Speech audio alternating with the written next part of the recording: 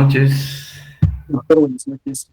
Buenas noches, doctor. ¿Qué tal? ¿Cómo están? Bien, vamos a hablar entonces de enfermedades valvulares tricuspídeas, ¿no? La primera es la estenosis tricuspidea.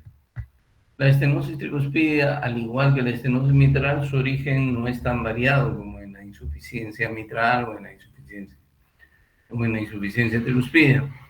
Entonces, reconocemos como estenosis valvular la reducción del área valvular. En este caso, del área de la válvula tricúspide. Hay una dificultad para la apertura o una reducción del área valvular.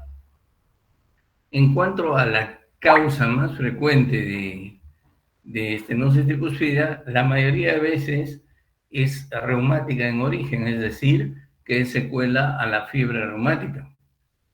Por lo tanto, es más frecuente en mujeres y, por otro lado, muy frecuentemente está asociada a estenosis mitral. Se presenta hasta en el 5 a 10% de casos de estenosis mitral. Las causas no reumáticas son raras, ¿no? Dentro de las causas no reumáticas está la causa congénita, la endocarditis infecciosa, el lupus eritematoso. La enfermedad de Epstein generalmente causa insuficiencia tricuspidea, síndrome carcinoide, tumores y trombos. En más del 90% de casos, entonces, 90-95% de casos, la estenosis tricuspidea es reumática en origen.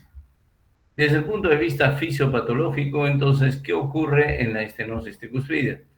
Al reducirse el área valvular tricuspidea, el área valvular de la válvula tricuspide, se va a establecer una diferencia de presión, una gradiente de presión entre el ventrículo derecho y la aurícula derecha. Obviamente, esta diferencia de presiones va a perjudicar a la aurícula derecha.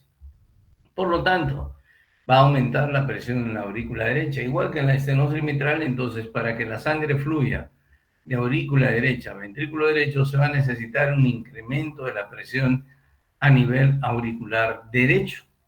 Esto va a tener diferentes consecuencias. Cuando la estenosis es severa en la estenosis mitral, que se considera menor de 1.5 a 1 centímetro de área o una gradiente media de 4 a 5 milímetros de mercurio, cuando la estenosis es severa, entonces la presión a nivel auricular izquierdo se incrementa notablemente y esta presión se va a transmitir al lecho venoso sistémico.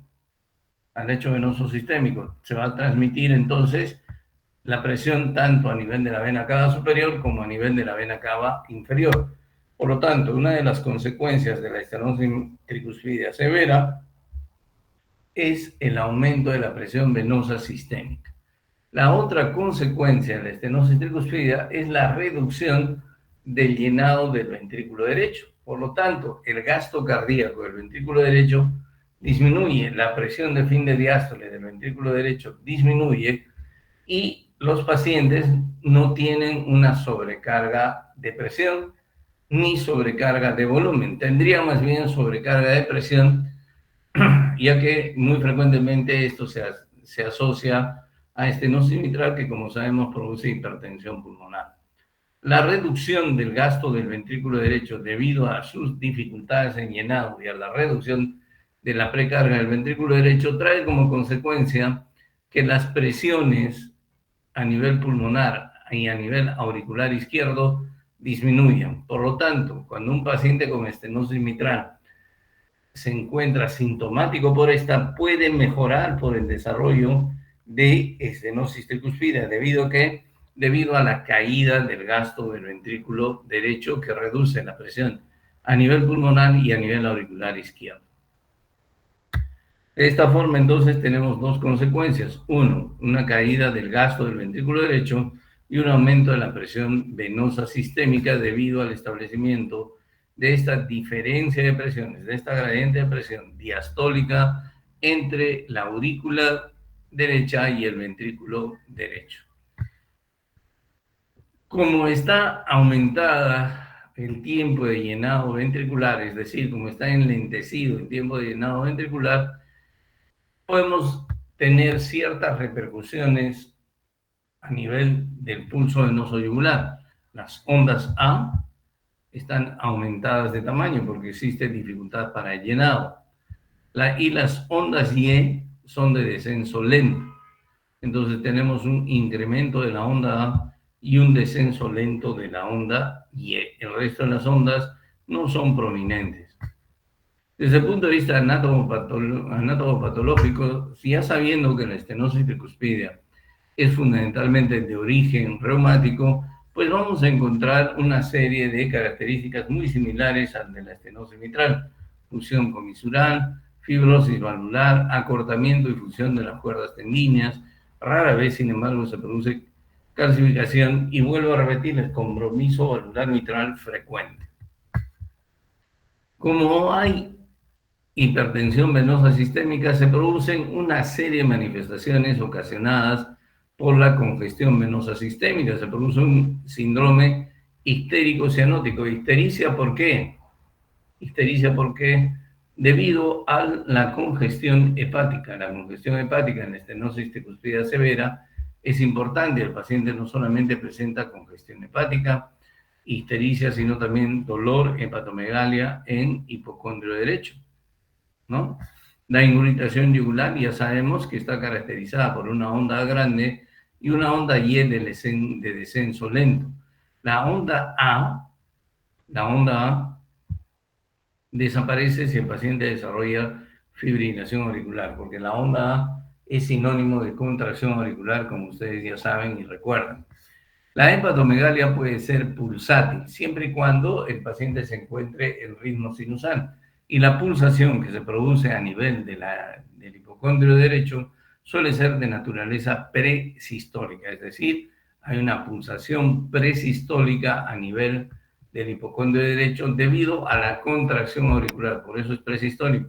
Por eso esta pulsación desaparece si el paciente desarrolla fibrilación auricular. También la hipertensión venosa sistémica nos produce edemas, ascitis, ¿no es cierto?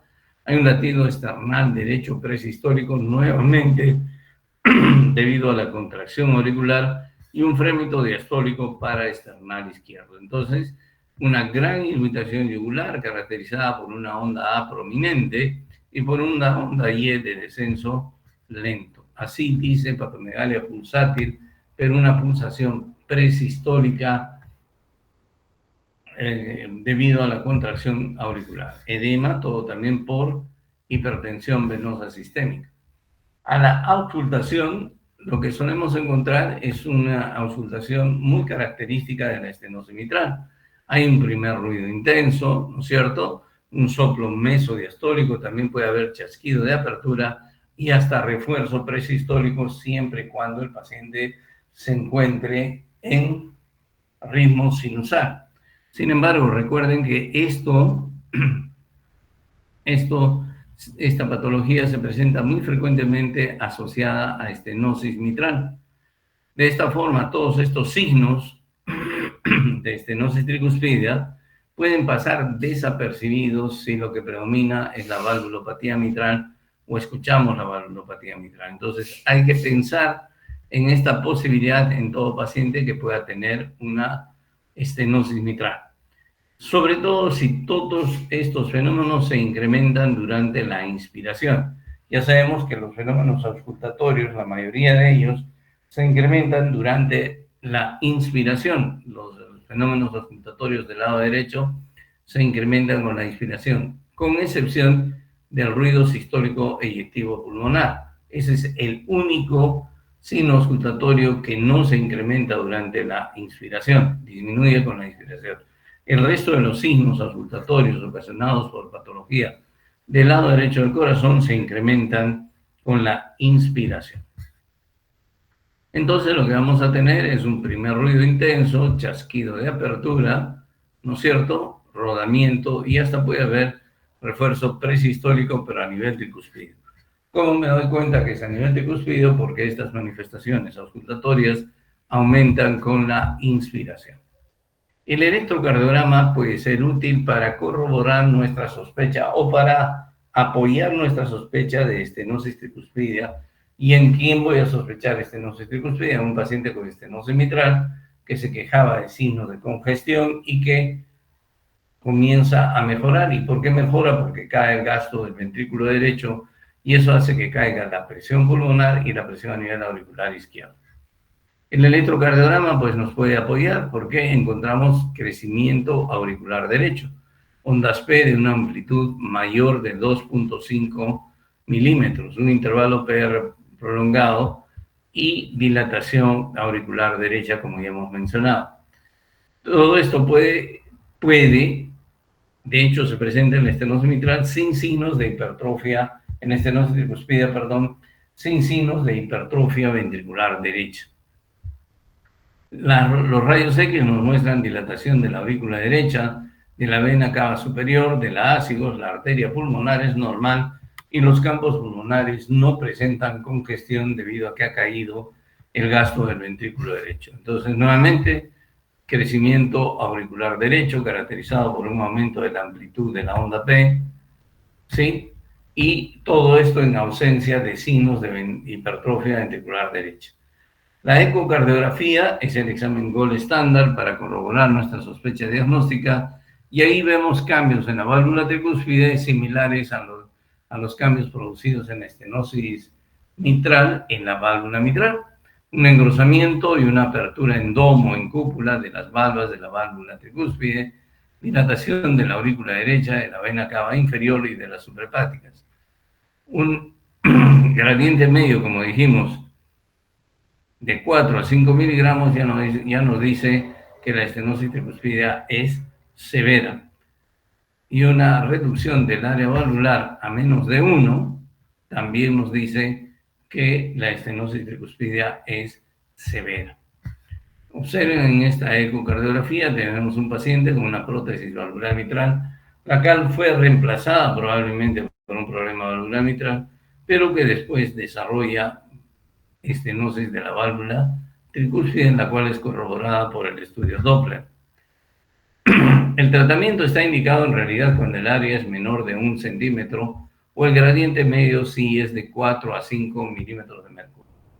En general, el tratamiento no debiera hacerse una operación distinta a la cirugía de la válvula mitral. Los cirujanos cardiovasculares y de tórax tienen como protocolo cuando operan una válvula mitral, ya sea para reemplazo, para reparo, para lo que sea, observar y vigilar a la válvula tricúspide. Investigar cómo está la válvula tricúspide, ya que podría tener problemas tanto de estenosis como de insuficiencia, y la cirugía idealmente de la estenosis tricúspide debiera realizarse concomitantemente con la cirugía de la válvula mitral. La comisurotomía percutánea con balón es un procedimiento que rara vez se hace en los problemas de estenosis tricuspide. La comisurotomía quirúrgica se hace generalmente concomitante con la cirugía valvular mitral y lo ideal es tratar de conservar a la válvula tricúspide. Cuando no se puede, se le puede reemplazar, ya sea con una prótesis biológica, las cuales lamentablemente se calcifican, o con una válvula mecánica, las cuales lamentablemente tienden a trombosarse y a producir fenómenos de tromboembolia e hipertensión pulmonar. De modo que eso es lo que debemos tener en cuenta cuando diagnosticamos estenosis tricuspidea, y cuando alguno de ustedes sea cirujano cardiovascular, pues lo que tiene que hacer es observar y explorar cómo está la válvula tricúspide si entran por algún problema reumático en la válvula mitral. ¿Qué es lo que dice la guía? Aunque el nivel es un consejo de expertos, la cirugía está indicada en pacientes sintomáticos con estenosis tricuspidea severa, ¿no? Y cuando decimos que el paciente está sintomático, obviamente cuando tiene fatiga más que disnea, porque no va a ser disnea porque no hay congestión pulmonar, cuando tiene signos de congestión venosa sistémica, gran irritación yugular, hepatomegalia, ascitis, edema de miembros inferiores, ahí está indicada la cirugía. Y también la cirugía está indicada en pacientes que van a ser sometidos a cirugía valvular del lado izquierdo, especialmente un problema valvular mitral, ¿no? La otra afección de la válvula tricúspide es la insuficiencia tricúspide. Ya hemos visto que si la estenosis es una incapacidad de la válvula para abrirse, hemos dicho que la insuficiencia es la incapacidad de la válvula para impedir la regurgitación de la sangre, en el caso de la insuficiencia mitral de ventrículo izquierdo, aurícula izquierda durante la sístole, en el caso de la válvula aórtica de la aorta hacia el ventrículo izquierdo durante la diástole. Y en el caso de la insuficiencia tricúspide, se refiere a la incapacidad de la válvula tricúspide de impedir la regurgitación de sangre del ventrículo derecho hacia la aurícula derecha durante la sístole. Entonces se establece una diferencia de presiones sistólico, ¿no? La clasificación de la insuficiencia tricúspide es muy similar a la clasificación de la insuficiencia mitral. Las causas de insuficiencia mitral primaria pueden ser reumáticas, por endocarditis infecciosa, pueden ser iatrogénicas por la colocación de un marcapaso, etcétera, pueden ser congénitas, como ocurre en el caso de la enfermedad de Epstein o en la levotransposición de grandes vasos, o pueden ser debido a traumas, enfermedad carcinoide, drogas, etcétera. Las causas secundarias, la causa secundaria más frecuente es el desarrollo de hipertensión pulmonar que condiciona remodelación del ventrículo derecho, dilatación del ventrículo derecho, y esto favorece insuficiencia tricúspide. Generalmente esto es secundario a enfermedad del lado izquierdo, ya sea valvular o muscular, del lado izquierdo del corazón, como ocurre por ejemplo, en la estenosis mitral, que puede producir hipertensión pulmonar, como ocurre en todas las causas que produzcan falla del ventrículo izquierdo y luego hipertensión pulmonar, o como ocurre en la hipertensión pulmonar primaria, o como ocurre en las enfermedades pulmonares que condicionan hipertensión pulmonar y con eso dilatación ventricular derecha e insuficiencia tricúspide, porque hemos dicho que el ventrículo derecho reacciona de la misma forma a los dos tipos de sobrecarga. A la sobrecarga de volumen reacciona dilatándose y a la sobrecarga de presión reacciona también dilatándose. Por lo tanto, toda aquella condición patológica del lado izquierdo que me pueda producir hipertensión pulmonar suele producir insuficiencia tricúspide. A diferencia de la insuficiencia mitral, la forma secundaria de insuficiencia tricúspide explica cerca del 90% de casos, el 85 al 90% de casos de insuficiencia tricúspide. Entonces, la mayoría de veces la insuficiencia tricúspide es secundaria o funcional. ¿Secundaria qué? A hipertensión pulmonar, a sobrecarga de presión o sobrecarga de volumen del ventrículo derecho. Entonces, nuevamente, la causa más frecuente de insuficiencia tricúspide es la insuficiencia tricúspide funcional o secundaria, que a dilatación ventricular derecha. Secundaria, la cual es secundaria que generalmente es hipertensión pulmonar, pero también puede ser secundaria sobrecarga de volumen del ventrículo derecho. Entonces, ¿qué es lo que existe en la insuficiencia tricúspide? Generalmente la mayoría de veces es una insuficiencia tricúspide funcional, secundaria a dilatación del ventrículo derecho, que dilata el anillo valvular tricúspide, impide la adecuada coaptación de las valvas de la válvula tricúspide y ocasiona insuficiencia tricúspide de diferentes grados, leve, moderado, severo. Nuevamente aquí, observen un ventrículo derecho muy dilatado, un ventrículo izquierdo normal. Este ventrículo derecho dilatado ocasiona que no hay una adecuada coaptación de las valvas de la válvula tricúspide, como ven ustedes acá, y se produce una insuficiencia tricúspide severa. Todo este flujo en azul es la insuficiencia tricúspide. Entonces, hay una deficiente coaptación de las válvulas de la tricúspide durante la sístole ventricular, produciendo regurgitación de sangre que hay desde el ventrículo derecho hacia la aurícula derecha. Esto me va a ocasionar sobrecarga de volumen tanto del ventrículo derecho como de la aurícula derecha. La causa más frecuente de la dilatación del ventrículo derecho es la hipertensión pulmonar, la sobrecarga de presión de causa funcional o secundaria. Los mecanismos de compensación, dilatación de ambas cámaras. Y cuando esta dilatación no es suficiente, entonces aparecen los síntomas. ¿Qué síntomas o qué manifestaciones va a producir la insuficiencia tricuspidea? La insuficiencia tricuspidea también nos va a producir una caída del gasto del ventrículo derecho. ¿Por qué? Porque parte de la sangre que expulsa el ventrículo derecho se va a ir hacia la aurícula derecha. Por lo tanto, todas aquellas enfermedades patológicas, todas aquellas enfermedades, que produzcan congestión del lado izquierdo del corazón, que cursen con congestión pulmonar, también van a mejorar con el desarrollo de insuficiencia tricuspidea. ¿Por qué? Porque también va a reducir el gasto cardíaco. Y el gasto cardíaco va a reducir, ¿por qué? Porque parte de la sangre se va a expulsar del ventrículo derecho hacia la aurícula derecha, ocasionando que poca sangre vaya hacia los pulmones y ocasionando entonces la caída de la presión a nivel auricular izquierdo y a nivel ventricular izquierdo. Entonces, en ambas situaciones, el gasto cardíaco, tanto en la estenosis tricuspidea como en la insuficiencia tricuspidea, el gasto cardíaco está reducido. En ambas situaciones, en ambas condiciones patológicas. Sin embargo, en la insuficiencia tricuspidea sí existe un aumento de la precarga del ventrículo derecho, lo que va a ocasionar su dilatación. Cuando el ventrículo derecho es incapaz de continuar dilatándose y pierde su distensibilidad, entonces va a aumentar la presión a nivel ventricular derecho, va a aumentar la presión a nivel auricular derecho, y este aumento de la presión se va a transmitir al lecho venoso sistémico y se va a producir manifestaciones de falla de ventrículo derecho, caracterizadas ¿por qué? Por incuritación yugular, distensión de las venas yugulares. Cuando la insuficiencia tricuspidea es muy severa, entonces aparece onda B muy prominente, ¿no es cierto? Lo que habíamos estudiado al inicio, es decir, ventricularización del pulso venoso, seguida de colapso de la onda Y.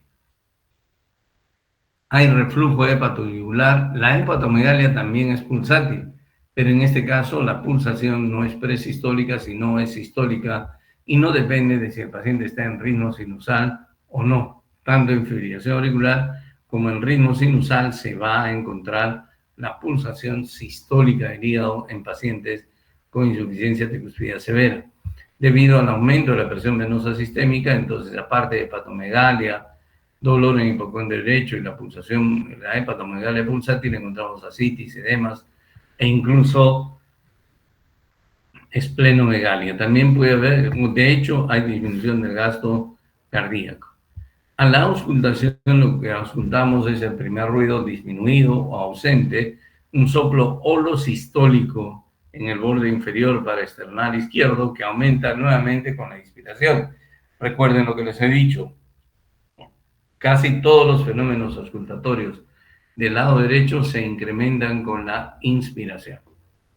Hay una alta frecuencia de fibrilación auricular porque del mismo modo que la insuficiencia mitral produce una gran dilatación de la aurícula izquierda, la insuficiencia tricuspidea también ocasiona una gran dilatación de la aurícula derecha, y estos fenómenos de dilatación auricular favorecen el desarrollo de fibrilación auricular.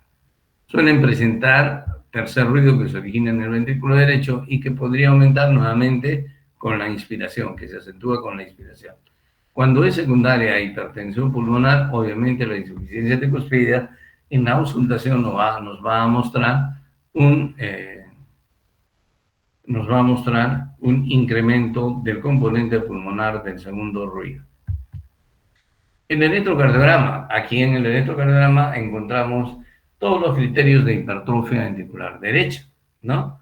Es decir, el eje a la derecha, onda R alta en B1, en B2, trazado QR en B1, alta frecuencia de fibrilación auricular, el eje a la derecha, una serie de cambios compatibles con hipertrofia ventricular derecho, los cuales están ausentes en la estenosis tricuspidea, en la que solamente tenemos crecimiento auricular derecho.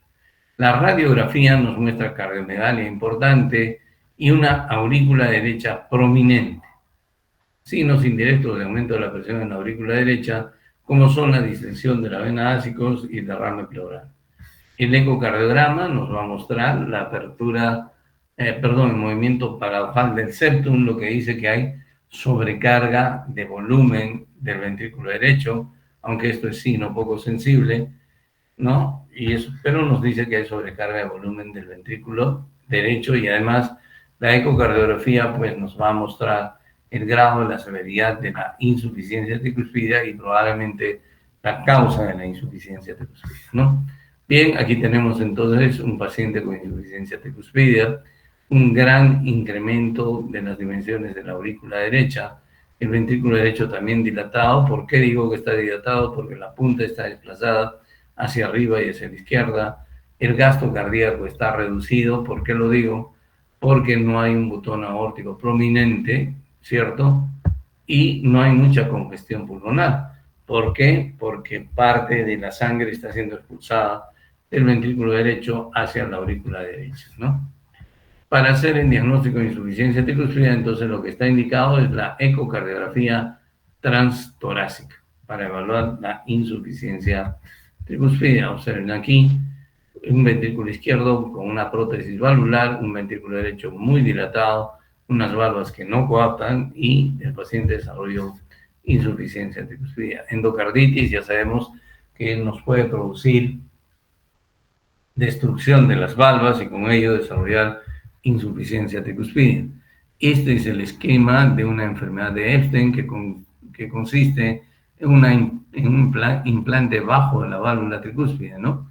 Por eso ustedes ven aquí auriculización del ventrículo derecho. ¿Por qué?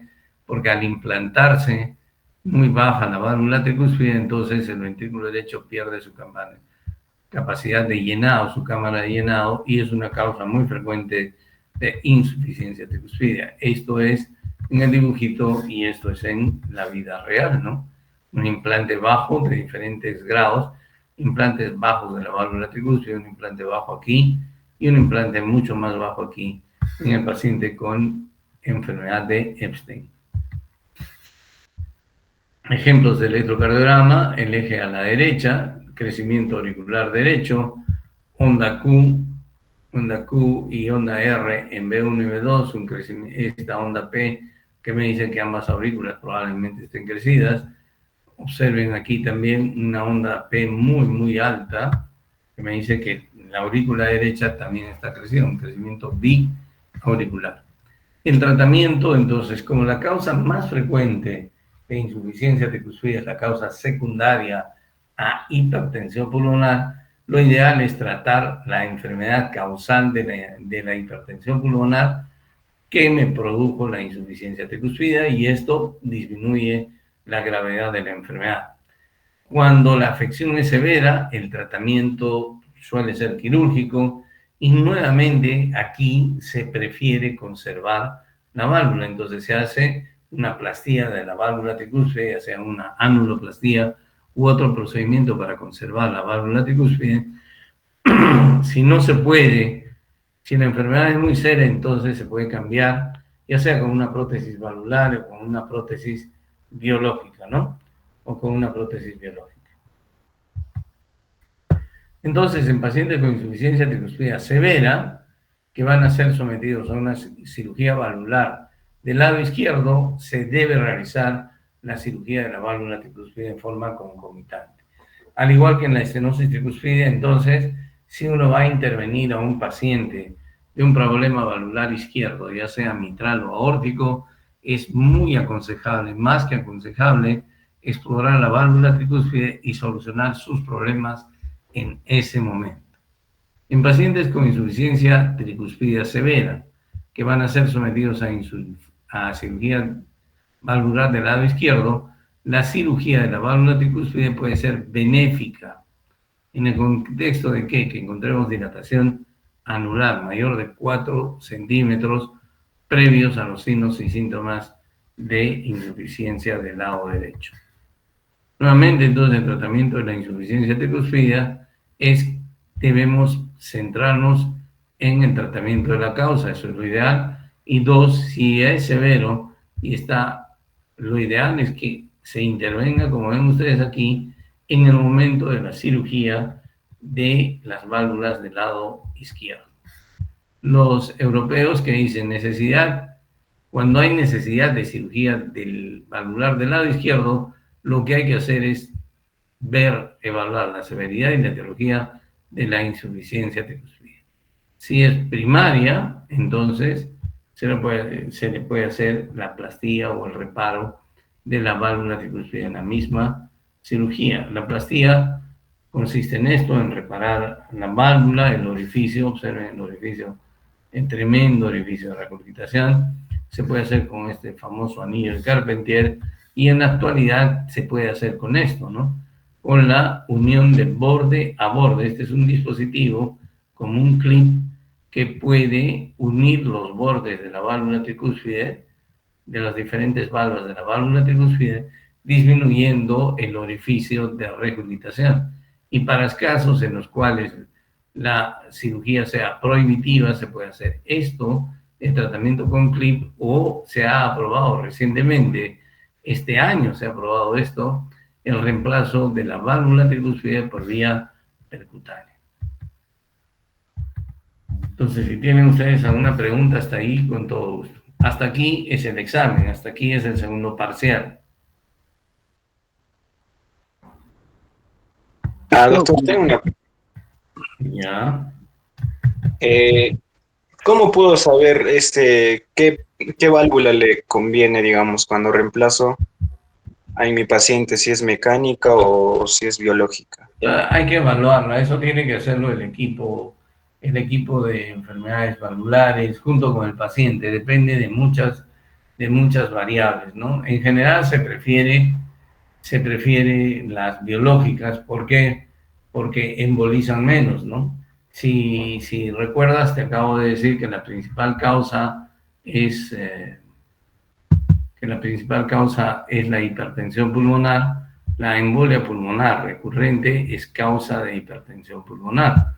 Entonces, podría ser una opción a favor de utilizar válvulas biológicas o bioprótesis en vez de válvulas mecánicas. De hecho, la válvula aprobada para reemplazo percutáneo de la válvula tricúspide es una bioprótesis, no es una válvula mecánica. Entonces, más nos inclinaríamos para utilizar una bioprótesis. Pero intervienen una serie de variables, ¿no? La edad del paciente, interviene las enfermedades concomitantes, el origen de la insuficiencia tricuspidea, una serie de variables. Pero en el caso de la válvula tricúspide, uno se inclina más a utilizar una bioprótesis, ¿no? Una válvula biológica.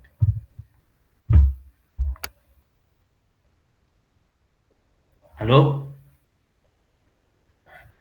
¿Aló? Gracias, Sí, doctor. Ya. ¿Alguna otra pregunta?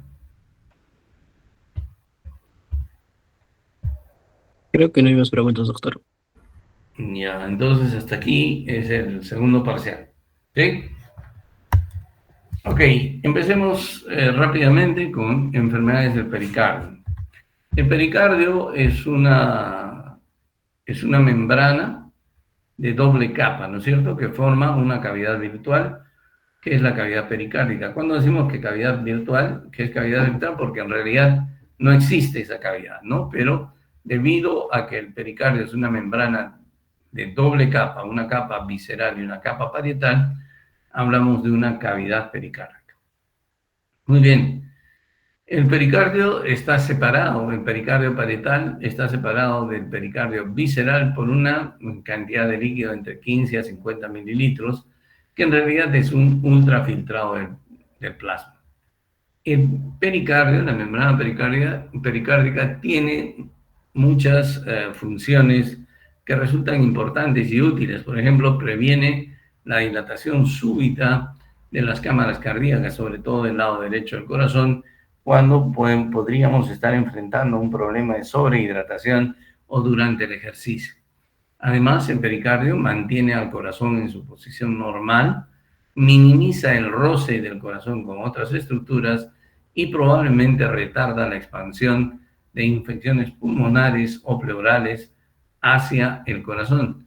A pesar de todas estas acciones benéficas del pericardio, la ausencia total del mismo, ya sea congénita o quirúrgica, no es incompatible con la vida. O sea, que no haya pericardio no es incompatible con la vida. Uno puede vivir sin pericardio, por eso es que se puede sacar o extraer, se puede hacer una pericardiectomía, se puede hacer, en forma quirúrgica se puede extraer en pericardio. Rara vez existen defectos parciales del pericardio, por los cuales a veces, muy rara vez también, se puede herniar la aurícula izquierda y el tronco de la pulmonar, y la estrangulación de la aurícula izquierda puede producir muerte súbita, pero eso ocurre muy rara vez.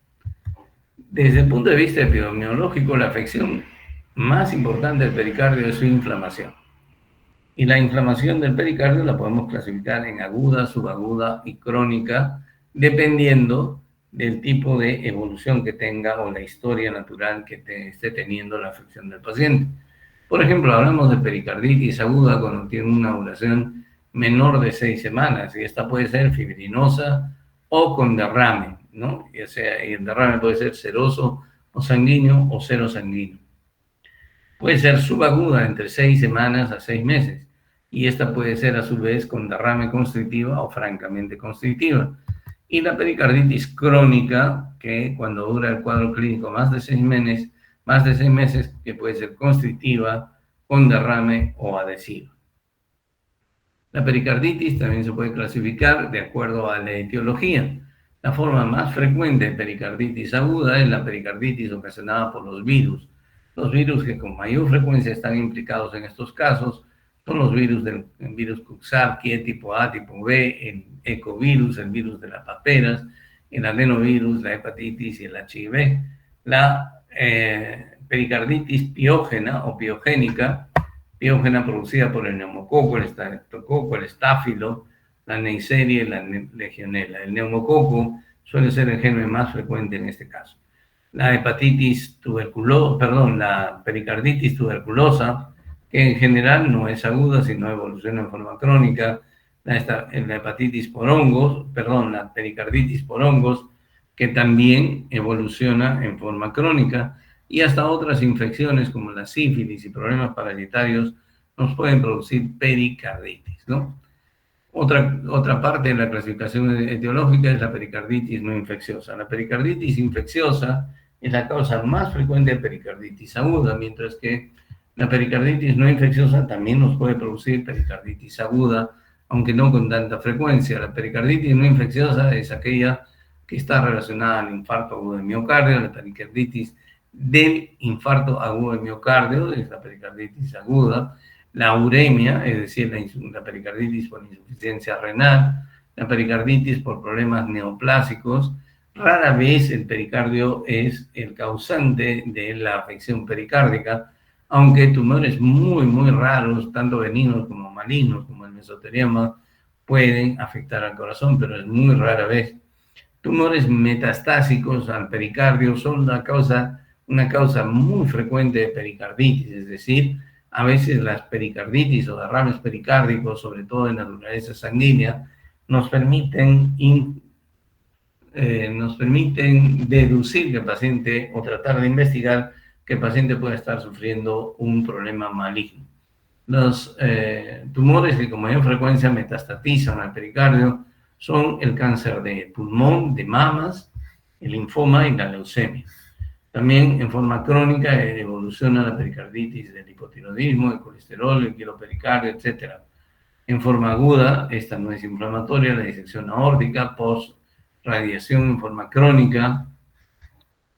Y existen también las pericarditis que evolucionan en forma aguda, que son presumiblemente relacionadas a fenómenos de hipersensibilidad o a autoinmunidad. Dentro de estas está la fiebre reumática. Cuando hablamos de la carditis por fiebre reumática dijimos que era una pancarditis que afecta pericardio, miocardio y endocardio. Las enfermedades del colágeno, como el lupus eritematoso, la artritis reumatoide, la espondilitis anquilosante, la propia fiebre reumática nuevamente están ahí. La pericarditis inducida por drogas, que es especialmente aquellas drogas que pueden producir un síndrome tipo lupus, como la procainamida, la hidralazina, la fenitoína, el minoxidil, la isoniazida, los anticoagulantes. pueden producir pericarditis hemorrágica. Y el síndrome post-injuria cardíaca. Dentro de eso está el síndrome post-infarto de miocardio, o el síndrome de Dressler, que a diferencia de la pericarditis del infarto que ocurre dentro de las primeras 48 horas del infarto, este fenómeno producido probablemente por hipersensibilidad del síndrome de Dressler puede producirse entre los 90 días que siguen al infarto. La pericarditis post-pericardiotomía y la pericarditis postraumática también son otras consideraciones que debemos tener en cuenta dentro de la etiología de la pericarditis aguda. Y de la pericarditis, ya dijimos que la pericarditis aguda es el proceso patológico más frecuente que afecta al pericardio. Acabamos de hablar de la clasificación clínica y etiológica, clínicamente pericarditis aguda, subaguda y crónica, ¿no es cierto? Y la clasificación etiológica de causas infecciosas, no infecciosas y probablemente debidas a problemas inmunológicos, ¿no? La pericarditis aguda, o todas las formas de pericarditis aguda, tienen en algún momento alguna manifestación clínica que es común a todas ellas. Dentro de estas se cuenta, pueden tener todas o pueden tener algunas, pueden tener dolor, frote pericárdico, alteraciones en electrocardiogramas, derrame pericárdico y pulso paradójico, siempre y cuando el derrame se complique con el problema de taponamiento. Entonces, hablemos un poco del dolor. El dolor que se produce por la pericarditis aguda es un dolor sumamente intenso, muy intenso, invalidante, ¿no? Que puede ser retroesternal o precordial. Puede ser de naturaleza opresiva o de naturaleza no isquémica. Frecuentemente se irradia a los trapecios, pero también puede irradiarse a los brazos y a la espalda. Y por eso nos puede hacer confundir con un infarto agudo de miocardio. Porque el dolor, como les digo, suele ser muy intenso e invalidante. Y por otro lado, también nos ayuda a diferenciar de que el paciente puede estar sufriendo de un infarto de miocardio cuando investigamos si el dolor del paciente empeora en el decúbito. Los pacientes con pericarditis suelen tener más dolor cuando se echan y mejoran o disminuyen el dolor cuando se sienten. Otra característica del dolor asociado a la pericarditis aguda es que suele ser de naturaleza pleurítica, porque muy frecuentemente también se inflama la pleura vecina. ¿Qué quiere decir esto? Que se incrementa, por ejemplo, con los movimientos respiratorios, se incrementa con la inspiración o con la tos. Entonces, estas características, que el dolor aumente en el decúbito y mejore con el sentarse y aumente con la inspiración, nos debe hacer alejar la posibilidad de que el paciente esté sufriendo de un infarto de miocardio y más bien nos debe hacer pensar con más cercanía la posibilidad de que el paciente tenga una pericarditis. Luego, otra manifestación de la clínica de la pericarditis de importancia es el frote pericárdico. El frote pericárdico es un ruido rasposo que se presenta en cualquier etapa de la enfermedad, por lo menos en el 85% de los pacientes, ¿no? Algunos lo comparan con arrugar un papel, con el sonido que produce arrugar un papel, u otros lo comparan con el ruido que produce cuando ustedes frotan su cabello, al lado de la oreja va a producir un ruido, y eso, a eso se parece mucho el frote pericárdico, ¿no? El frote pericárdico puede ser de naturaleza inconstante, de naturaleza irregular. Hay veces en que se escucha en la mañana y en la tarde ya el mismo examinador ya no lo vuelve a escuchar para volverlo a escuchar al día siguiente. El frote pericárdico, la desaparición del frote pericárdico es un aspecto que debemos tener en cuenta en un paciente con pericarditis, puesto que la desaparición no implica que haya mejorado, sino más bien probablemente implica que el paciente esté desarrollando un derrame pericárdico. La otra manifestación característica de la pericarditis aguda son los cambios electrocardiográficos que evolucionan en 4 estadios. El primer estadio es, como ustedes ven, en la lesión, ¿no? O la elevación del segmento ST. Pero como ustedes ven, y como cuando también, si se acuerdan, hablamos de electrocardiografía, ustedes pueden notar que la elevación del segmento ST es difusa, ¿no? Por ejemplo, aquí de B2 a B3, perdón, de B2 a B6, B2, B3, B4, B5, B6, hay una elevación difusa del segmento ST con concavidad hacia arriba, eso es característico, ¿no? Aparte de la elevación en precordiales, desde B2 a B6, en las derivaciones de los miembros también hay elevación del segmento ST, generalmente en 2 o 3 derivaciones de los miembros. En ese caso ustedes tienen D1, D2 e incluso ABF elevado en segmento ST. Hay pocas imágenes en espejo, solamente hay infra de nivel, ocasionalmente en B1 y en ABR. También es importante fijarse el infra de nivel del intervalo PR por debajo del intervalo TP, ¿no? Por debajo de este intervalo, el infra de nivel del intervalo PR, por debajo del nivel del intervalo TP, ¿no? Que nos dice que hay compromiso de la aurícula. Entonces, la primera alteración electrocardiográfica que produce la pericarditis aguda es esta elevación difusa del segmento ST desde B2 a B6 y también en miembros inferiores, perdón, en derivaciones de los miembros, 2 o 3 derivaciones de los miembros que muestran elevación del segmento ST. Eso también nos ayuda a diferenciarlo de un infarto de miocardio, en el sentido de que, sabemos que los cambios que se producen en el infarto de miocardio son regionales, ¿no? La segunda característica es que el segmento de ST recién cae luego de varios días,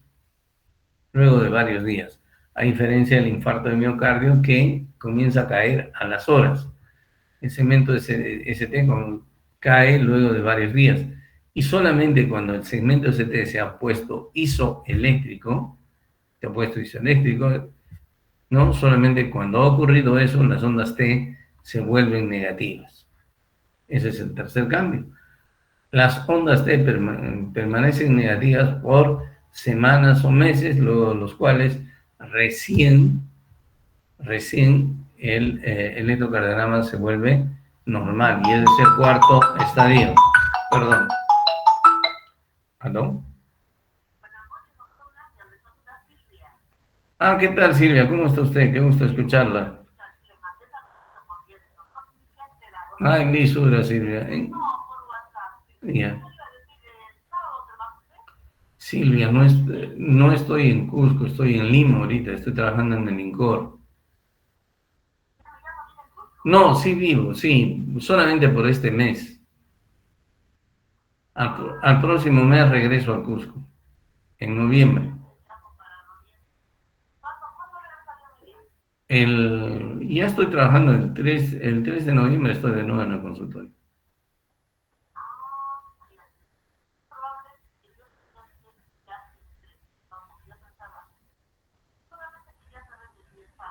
No, el sábado no voy a estar, Silvita. Ya, genial. Sí, Silvia, sí.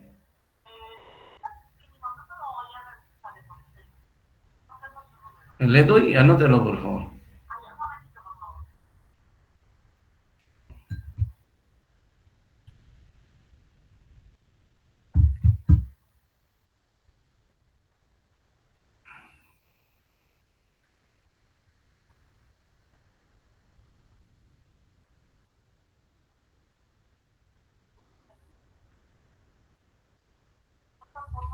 Nueve siete nueve 719 618.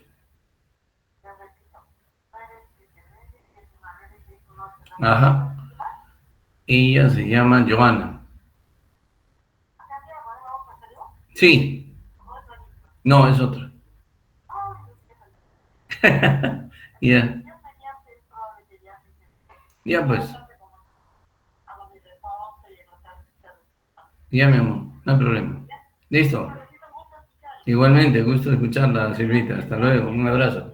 Chao, chao.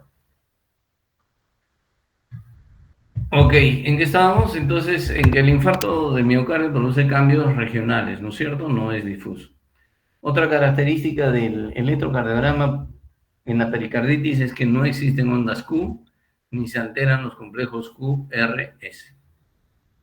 ¿Ya? Entonces, solamente después de semanas o meses, la onda T que se hizo negativa se normaliza y esa es la última etapa de los cambios electrocardiográficos de la pericarditis, ¿no? Muy bien, y la otra manifestación clínica que puede producir la pericarditis es el derrame pericárdico. Interesa mucho, es decir, se puede acumular líquido entre el pericardio visceral y el pericardio parietal en la cavidad pericárdica. Interesa mucho la rapidez con la que se acumula este líquido, porque si se acumula muy rápido, como ocurre, por ejemplo, en un traumatismo, como ocurre, por ejemplo, en una disección aórtica, el paciente puede desarrollar un cuadro que se llama taponamiento cardíaco con cantidades muy pequeñas de líquido. Pero si el líquido se acumula muy lentamente y en forma crónica, el pericardio puede distenderse y antes de que se produzca taponamiento, puede el pericardio albergar 2 litros, es decir, puede haber taponamiento con 200 mililitros o con 2 litros, con 2000 mililitros, dependiendo de la velocidad con la que se acumule el líquido pericárdico. ¿Cómo nos damos cuenta que el paciente ha desarrollado algo de derrame pericárdico?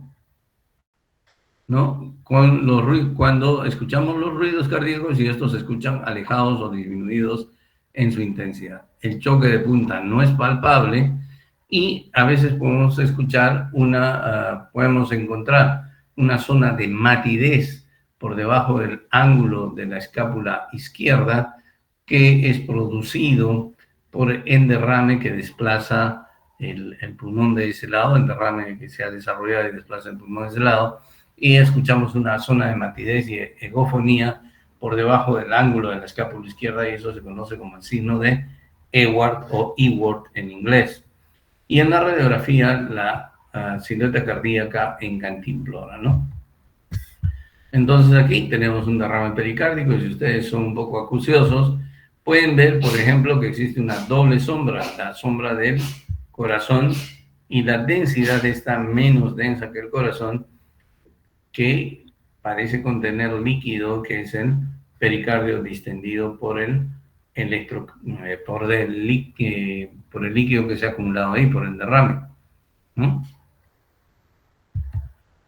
Cuando el derrame es importante, aparte de los cambios de pericarditis que hemos mencionado, puede sumarse otro signo electrocardiográfico. ¿Cuál es? Uno, los complejos QRS son de bajo voltaje, y ahí dijimos que consideramos complejos QRS de bajo voltaje cuando en las derivaciones de los miembros el QRS mide menos de 5 milímetros, o cuando en las derivaciones precordiales el QRS mide menos de 10 milímetros.